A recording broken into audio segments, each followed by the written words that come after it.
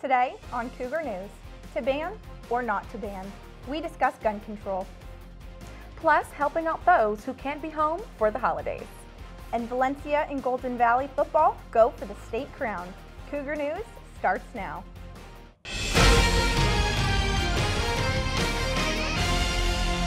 This is Cougar News. Hello everyone and welcome to Cougar News. I'm Becky Taylor.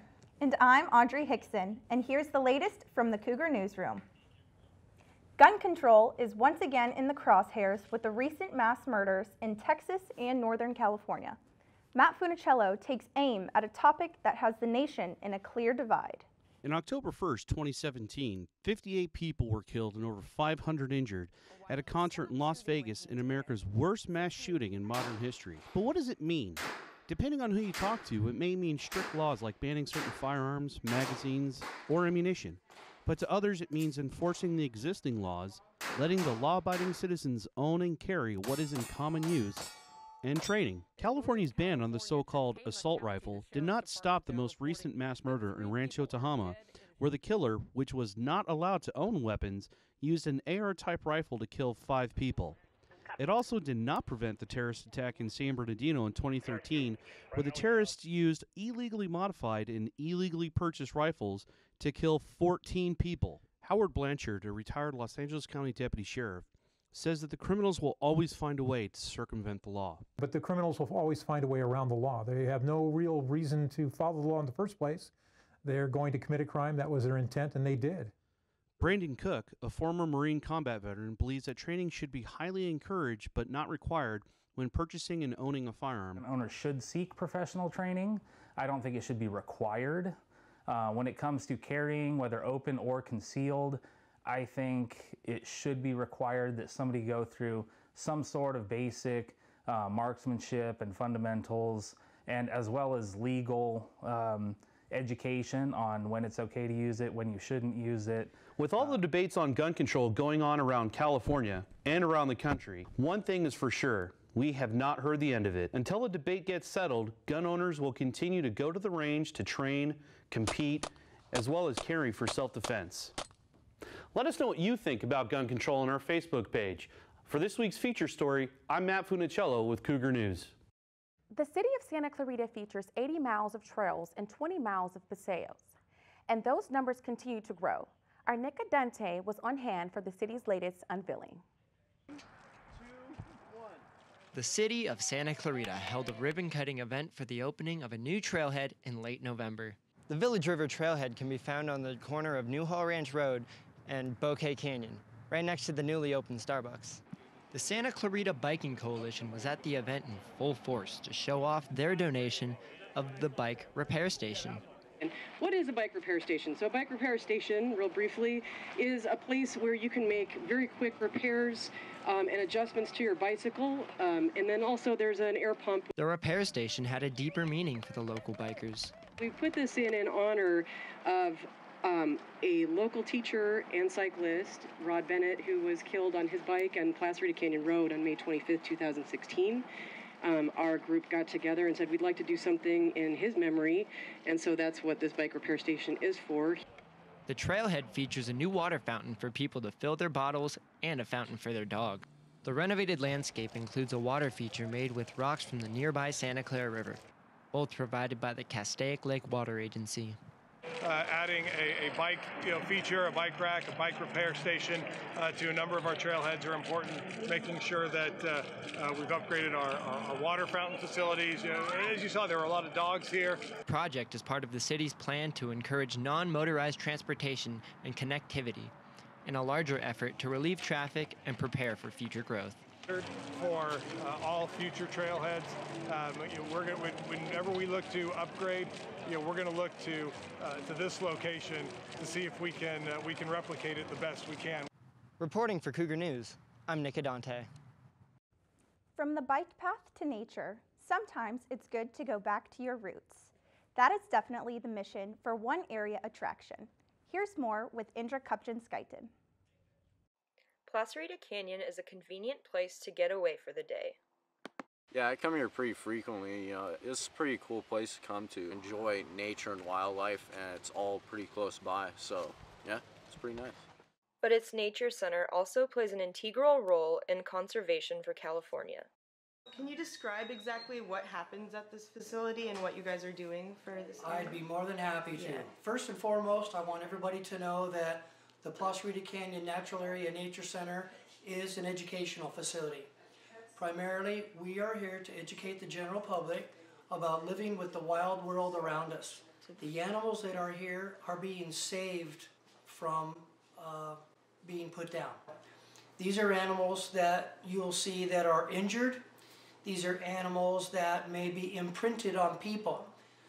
We use them now as educational ambassadors to teach the public about conservation and allow them to get up close and personal with an animal that they would otherwise never have an opportunity to see. The canyon is significant historically as well. We have a pretty significant state historic marker here, the Oak of the Golden Dream, which is the very first location that the state credits the discovery of gold in California. Wow. This is the very first place where the first discovery of gold occurred. We're literally only 1.5 miles east of the 14 freeway off of Placerita Canyon. And within that 1.5 miles, you're in the middle of an oak woodland. You're in the middle of a riparian stream. Enjoy nature, enjoy it for what it is. Respect wildlife, respect the fact that they were here first. We populated their property after they had already been here for thousands of years. This has been Indra Kupchinskaite reporting from Cougar News. People with high-functioning autism have a new opportunity to make their way into the workforce with COC's new program. Hannah Brainerd tells us more. Creating high-performing jobs for people with high-functioning autism is the goal for COC's new Uniquely Abled Academy. COC hosted an open house for the Uniquely Abled Academy where families attended to get information about the program. During the program, people with high-functioning autism will learn the skills to become computer numerical control operators.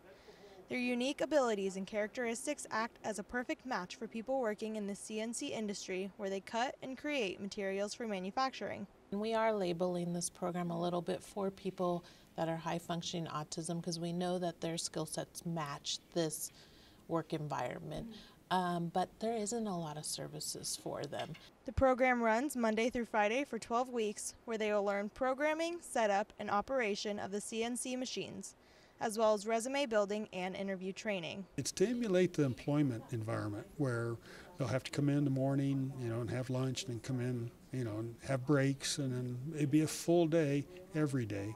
And we have a lot of information to impart, a lot of highly technical, skilled information that we need to train on, and it's competency based, so they're going to be actually making parts, and then at the end we're going to have them interview with companies in the local area, and we want to get them placed. That's the end game. People interested in applying for the program can get more information at uniquelyabledproject.com. For Cougar News, I'm Hannah Brainerd. Now we find out about what's new and trending. Here's Matt Funicello with an update. Thank you, ladies. As most of you know, yesterday was a busy day for our firefighters and our first responders, with 3 major fires continuing to burn out of control in Southern California as of today. The Thomas Fire in Ventura has scorched over 50,000 acres and 150 structures with zero containment, while at the Rye Canyon Fire in Santa Clarita has burned over 5,000 acres with 5% containment, and the Creek Fire in Sylmar has burned over 11,000 acres and destroyed at least 30 structures and no containment. And a new wildfire, erupted in Los Angeles early Wednesday as flames exploded before dawn on the steep slopes of the Sepulveda Pass. COC also served as the evacuation center for several local schools that were evacuated due to the Rye Fire. And President Trump has announced that he intends to move the American embassy in Israel from Tel Aviv to Jerusalem, which is Israel's capital. This comes after Trump formally recognized Jerusalem as Israel's capital. Congress made that acknowledgement back in 1985, and Trump has called for calm and peace and has promised to continue a strive for a lasting peace agreement between Israel and the Palestinians. And finally tonight, Russia has been officially disqualified for the 2018 Winter Olympics in South Korea by the International Olympic Committee as punishment for their rampant illegal doping in previous Olympic Games. Russian government officials are forbidden to attend, its flag will not be displayed, and the opening ceremony and its anthem will not sound. Russian athletes can still compete, however, under a neutral flag and will be referred to as Olympic athletes from Russia. And that's what's trending. I'm Matt Funicello. For more stories in and around the Santa Clarita Valley, you can check us out at cougarnews.com.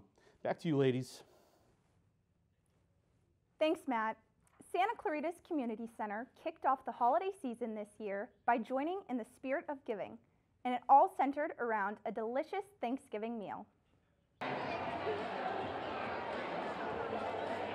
The City of Santa Clarita, in partnership with Parkway Motocars, hosted their annual Thanksgiving Community Dinner. The dinner was held at the city's New Hall Community Center and provided a full Thanksgiving meal, completely free of charge. Every year, Santa Clarita Valley commissioners and Parkway Motocar employees serve the hot Thanksgiving meal. Julie Calderon, supervisor for the community center, says the dinner has been sponsored by Parkway Motocars for the past 10 years. So our commissioners, our council members, our everyone from City Hall pretty much comes out to this event to interact with the community and see their smiling faces. This is a way for all of us to show the appreciation to the community.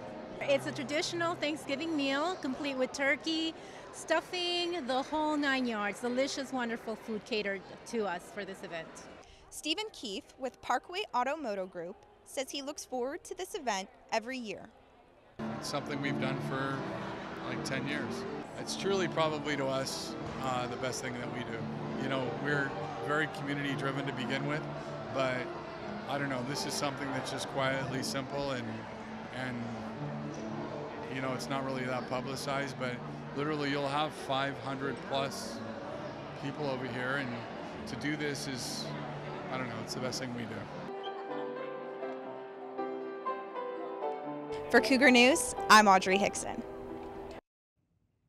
What do local seniors do when they have no family to visit over Thanksgiving? Catherine Carmichael has the answer. Local volunteers lined the Santa Clarita Senior Center, eager to prepare for the annual Thanksgiving dinner for seniors hosted by the Lions Club. This is a day when you normally have your family, and our seniors they don't have families, because if they did, or they don't have families close enough, and if they did, they'd actually be spending that time with them. So thankfully, this dinner has created such an inviting environment, most feel like they are with family. While the actual event happens the night of Thanksgiving, these volunteers also showed up the day before to prepare the center.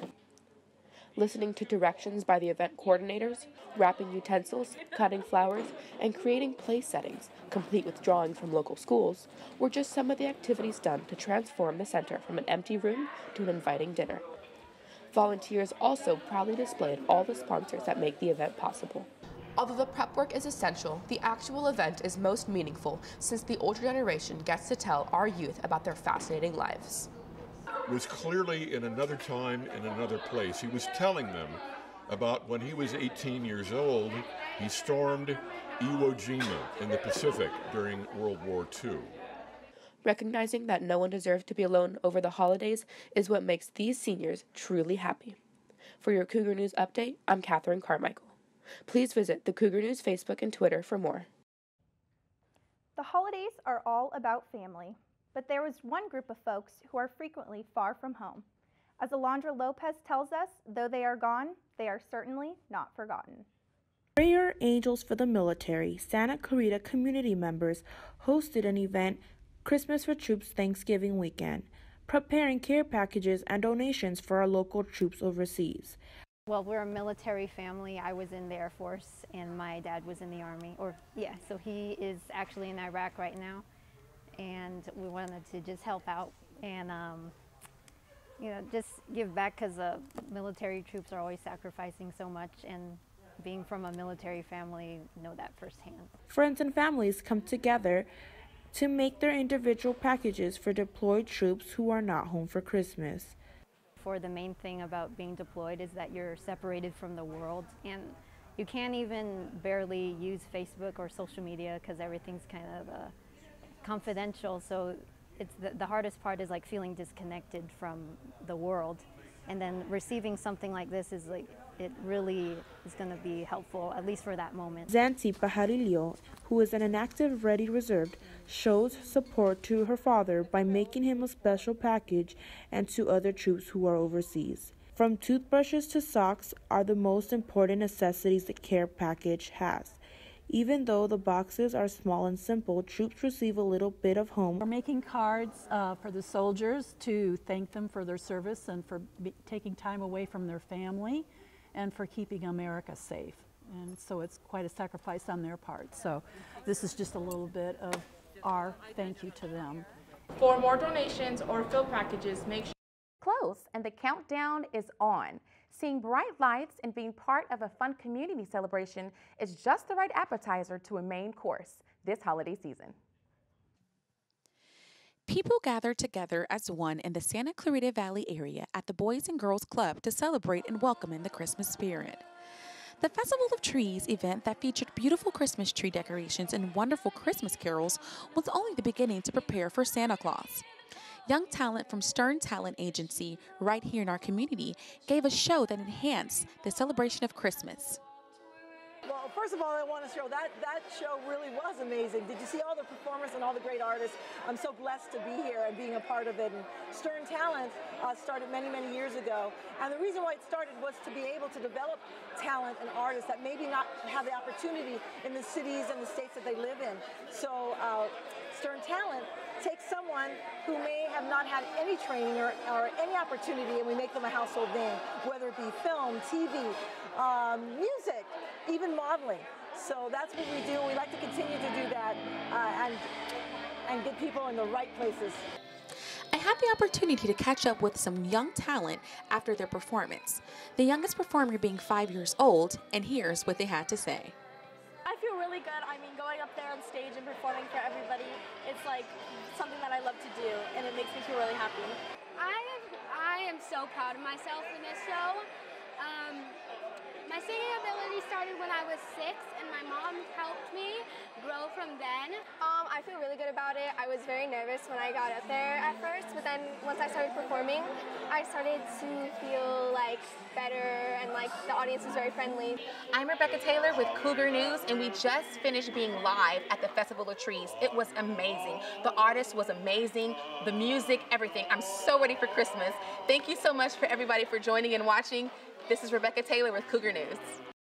It's now the season to decorate your home. With so many options, it's sometimes hard to choose. Cougar News reporter Francesca Ward has the details on where you can get the help to get your home ready for the holidays. Shopping for the perfect Christmas tree can be a little hectic, but it's an experience the whole family can enjoy. Does he look okay? Bennett's Best Tree Lot offers a variety of trees to make the holiday season a little brighter. With trees of every size and decorations galore, Bennett's employees are excited to help you pick out your perfect tree. Robin and Dana Donbaugh have set up shop in the COC parking lot to hopefully match Santa Clarita residents with the tree that's right for them. When customers come in and they choose one of our beautiful trees. There's many options. We have Nordmans, we have Nobles, we have Douglas fir, we have little minis for the children. The team works to keep the trees fresh, wanting them to last through Christmas Day. Keep them fresh here as well. We put them on a stand, and we put water in the stand, and continuously twice a day we water them trees. Aside from wanting to spread joy through Christmas trees this holiday season, Bennett's also takes donations for SCV Pregnancy Center to help women with free diagnostic services to those facing an unplanned pregnancy. Make sure to check out Bennett's Christmas trees to make your house all the more merrier this season. For Cougar News, I'm Francesca Ward. Coming up next on Cougar News, music to a different beat. Jump into the world of electronica. And Valencia football goes for a state title. Did the Vikings come out on top? Stay tuned. The American Red Cross urgently needs blood and platelet donations and asks donors to schedule an appointment to give now. Every 2 seconds, someone in the United States needs blood. Your blood donation is critical and can help save lives. Please, Schedule an appointment today. Download the Blood Donor app, visit redcrossblood.org, or call 1-800-RED-CROSS today. You can make a difference.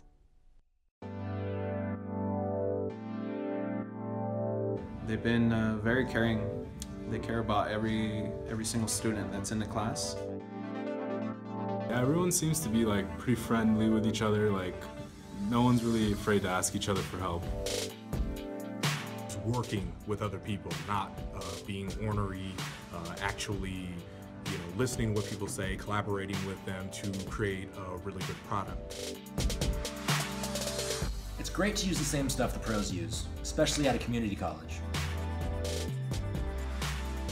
Hopefully we give them a pathway to have their creativity showcased. I've gotten a great education. I love the access to equipment. I've made lifelong friendships. I have great teachers.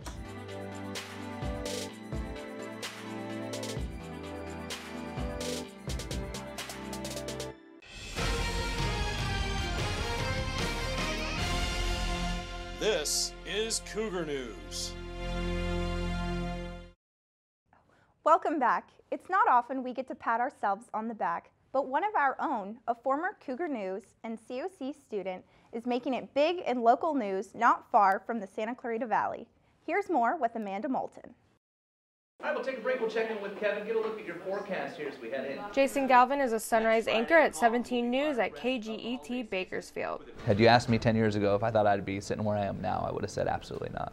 Originally being a business major, Jason really had no intention to be a journalist. I think the first time I realized that I wanted to work in television or journalism was after I graduated high school. Little did Jason know, after a phone call from his uncle, that this would plant the seed for a potentially bright future in the broadcast world. He called me one day and said, I'm sitting here listening to Dan Patrick, who's a famous former ESPN anchor, on the radio, and I was thinking to myself, you know a lot about sports like Dan Patrick, and you like to talk, so why don't you go be like Dan Patrick? And I was like, I guess I never thought about that before. 17 Newsroom here, take 26. I'm Jason Galvin. Good to have you with us. I progressed and put some effort into it and realized that I had at least a little bit of talent and was capable of making a career out of it. I think that's kind of when I knew. For a guy that's on TV every day and in the public eye, you would never think that self-doubt would come into play. People would probably laugh at this, but a lack of confidence in myself, at least in the beginning. I applied at 73 television stations, and I'll remember that number the rest of my life, because the first 72 wouldn't even give me an interview. I was close to giving up on the television dream. It is not a function of his experience as much as it is his just native intelligence and his personality that gives him, I guess you'd sum it up in one word, that would be leadership. Not only is Jason a team player, but his enthusiasm is above the rest. When he's really passionate about something or gets really excited, you can tell. Like, he gets really excited about it. Like, his voice will just fill up the newsroom. Aside from the grueling task of having to wake up at 3 in the morning, the community and the people Jason works with make it all worthwhile. When you get to come to work and do the things that we do and make the impact on the community that we do, that makes it all worth it. And I work with a great group of people here. Sometimes the path through life takes an unexpected turn. Nick Mays introduces us to a local high schooler who overcame a crippling fear to develop a passion for dance. Rachel Politi, a high school senior, is one of the many talented dancers at West Ranch High School. What many do not know is the steps she took to be the dancer she is today. So when I was about 9 or 10 years old, my mom put me in cheerleading because I was really good at tumbling. And when I was about 11, I started getting a mental block, and I wasn't able to tumble anymore. And I tried my best to work it out and to fix it, but it wasn't working. And my coach one day asked me to do a tumbling skill that I wasn't comfortable doing, and I told him I can't do it, and he said, you either do this or you're kicked off the team. And I said, all right, so me and my sister left. And the next day I started dancing, and ever since then I've been dancing since I was 12 years old. And I started becoming pretty successful at a young age. I got signed and scouted with my agency when I was 14 years old, and I started assisting for a professional company when I was 15 years old, and it's my passion, what I love to do. Rachel's sister Paige has witnessed her growth as a dancer since the beginning. And then we were both cheerleaders together, and then cheerleading didn't work out for us, and Rachel started dancing like probably 10 years ago, 9 years ago, something like that. And she's been dancing ever since. She was like one of the very first girls at her studio to ever have a solo. There was only like 3 or 4 the first year she did it, and now they have like 30. And Rachel's done it every year since then. Since I was 4 years old, I've always been athletic and very coordinated. I started doing soccer and then gymnastics, and that eventually led to cheerleading. And so going from cheerleading to dance wasn't that big of a jump because I was very used to the work ethic and what time you have to put into it and how you really have to find a love for the sport, and that's exactly what I did with dancing, and ever since then it's been my passion. Santa Clarita is known for the best location to film movies and TV shows. The Valley Industry Association held a meeting to talk about the effects that film production has brought to the city. Jaylene Aguilara tells us more. VIA hosted their monthly VIA luncheon discussing about the benefits about filmmaking here in Santa Clarita and how it has impacted the city. And then they became NCIS, the same group. They're here. The panelist cast were Steve Sly of Disney's Golden Oak Ranch, Monica Harrison of LA Film Locations, and Jason Crawford, Marketing and Economic Development Manager of Santa Clarita. We are the only city in the LA area that has a cash rebate to film production. I oversee marketing for the city. One of the ways that we market is to increase the number of TV shows and movies that film around town. So we place ads in magazines, we do online advertising, we do meet and greets at trade shows, a bunch of different marketing efforts to bring more shows to film here because they help the local economy. Based up here, we've got a movie that's just coming out, A Wrinkle in Time, starring Oprah Winfrey, TV shows like NCIS, Mythbusters, Santa Clarita Diet, named after our city. New upcoming shows and films are in the process of being filmed here in the Santa Clarita Valley, which were mentioned in today's panel meeting. Reporting for Cougar News, I'm Jaylene Aguilera. I must say, Audrey, there's so many talented students here at COC. I know, Becky. Here's Elena Thacker to tell us all about it. Thanks, guys. There are many filmmakers at College of the Canyons, so it didn't take long for Joshua Nicholas to track down several creative souls. It's clear creativity runs deep on campus. Slide in. Roll 1. Scene 9, Kathy. Take 2, Mark. Being a filmmaker in Santa Clarita at COC. Santa Clarita is definitely a hotbed for young filmmakers. SCV is home to many young filmmakers, and many of them attend College of the Canyons for their film program. Santa Clarita has a lot to offer to those looking to join the industry, due to many films and TV shows being shot here, or even the amount of industry workers who call this place home. It has its advantages for filmmakers like me. It's quite a resourceful area, I would say, having a lot of connections down here. And, a lot of film productions film out here because it's kind of idealistic, When I recognize something that I've watched, it's amazing to know how magical they can make it feel. And it just gives me a lot of inspiration. Both Jed and Steven are film majors right here at COC. They both look to further their skills as well as learn new things to add to their belt when they enter the industry. They want to meet other filmmakers as well as gain connections, which is single-handedly the most important part when entering the film and TV industry, a practice they refer to as networking. Santa Clarita as a whole is a great place for young filmmakers to sort of branch out, get their creativity going, and most importantly, network, because that's how you get into business. You have to network. You need to know people. They are the ones that are going to go help you cheat your way into into success. Remember their names because you might just see them in the credits of the next big blockbuster. This is Joshua Nicholas for Cougar News. Your typical instruments won't be found at this unique concert. This past Thursday, College of the Canyons held an intriguing event that showcased the works of students as they performed their music live. Here's more with Louis Villa. Lights, dance, and music. The College of the Canyons Electronica concert is a fascinating show that gives the audience the chance to see some of the highly talented students here at COC.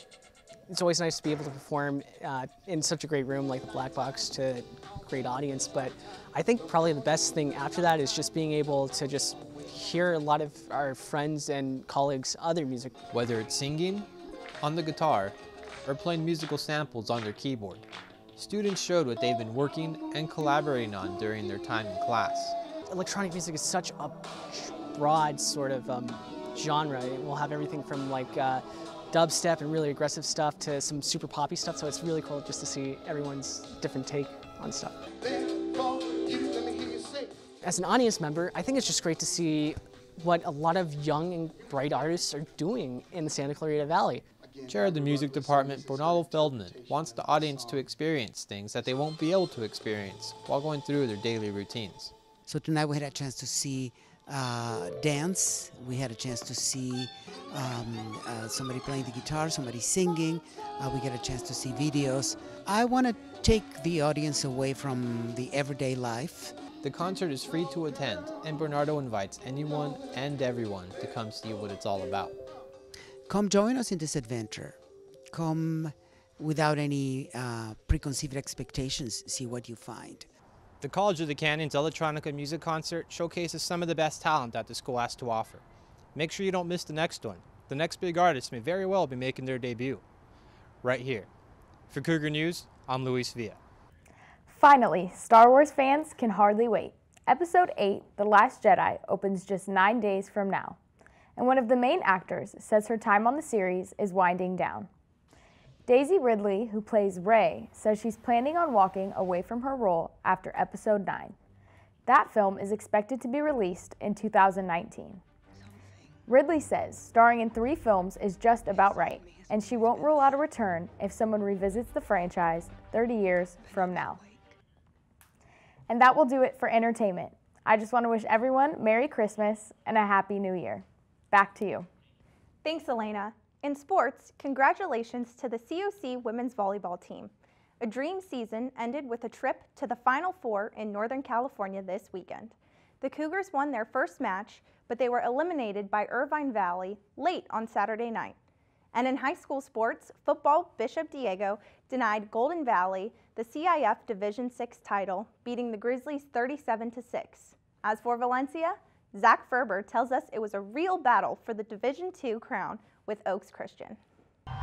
The Valencia Vikings finished their season this past Friday as they faced off against Oaks Christian High School in the CIF Division II championship game. Early in the first quarter, Josh Calvert hands it off to Zach Charbonnet.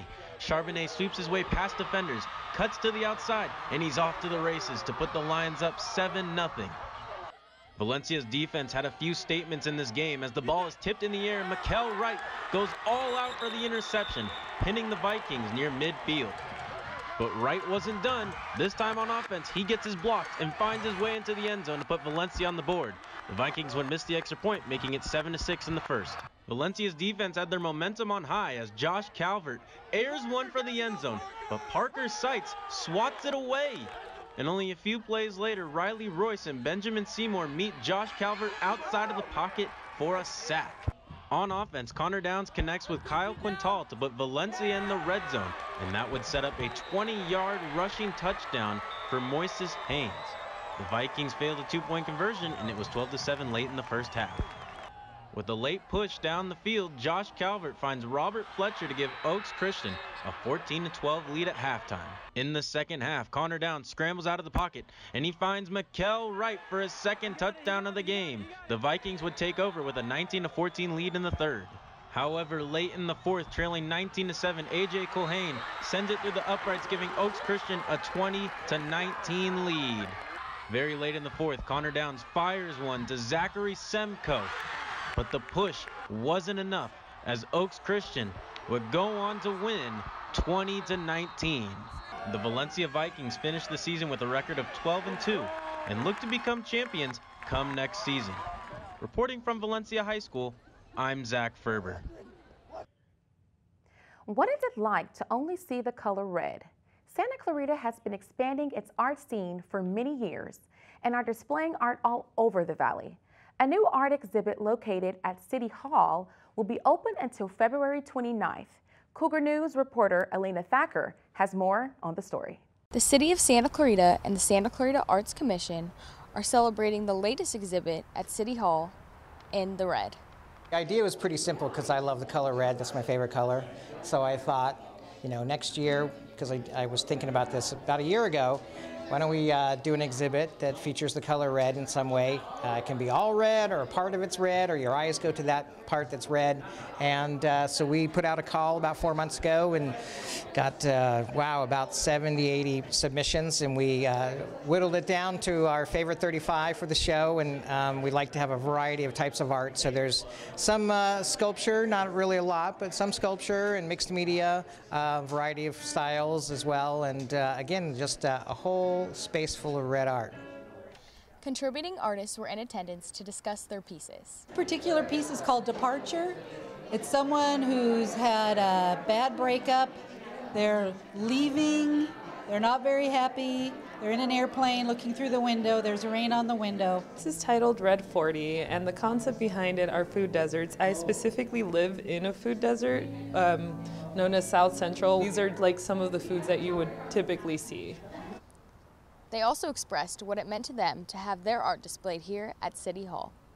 Government doesn't support the art a lot, especially the current government we have just cut funding to a lot of arts programs, but California is an amazing place to live because we have local government that tends to support our work a lot. They understand the importance of it to documenting culture in a community. I just appreciate the creativity and putting a theme out there and seeing what comes back. I'm always amazed. For Cougar News, I'm Elena Thacker. Well, that does it for this edition for Cougar News. I'm Becky Taylor. Remember, you can catch us on the web at cougarnews.com. And I'm Audrey Hixon. You can also send us news tips and story ideas to our Twitter handle, @COC_Cougar News, and follow us on Facebook, YouTube, and Instagram. Have a great day, everybody.